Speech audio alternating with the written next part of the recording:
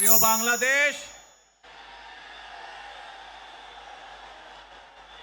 উপস্থিত প্রিয় মুরব্বীবর্গ, মঞ্চে উপস্থিত জাতীয় নেতৃবৃন্দ, আমার সামনে উপস্থিত প্রিয় ভাই ও বোনেরা এবং মিডিয়ার মাধ্যমে সমগ্র বাংলাদেশ থেকে যারা দেখছেন এই অনুষ্ঠান, প্রিয় ভাই বোনেরা, প্রিয় মা বোনেরা, আসসালামু আলাইকুম। প্রিয় ভাই বোনেরা, আজ প্রথমেই আমি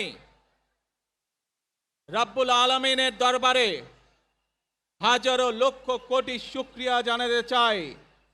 রাব্বুল আলামিনের অশেষ রহমতে আজ আমি আমার প্রিয় মাতৃভূমিতে ফিরে আসতে পেরেছি আপনাদের দোয়ায়।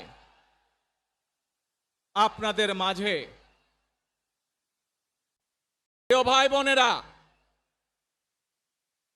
আমাদের এই প্রিয় মাতৃভূমি 1971 সালে লাখো শহীদের রক্তের বিনিময়ে অর্জিত হয়েছিল।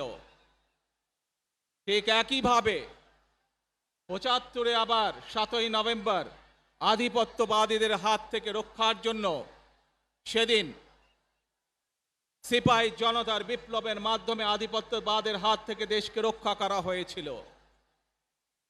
একইভাবে পরবর্তীতে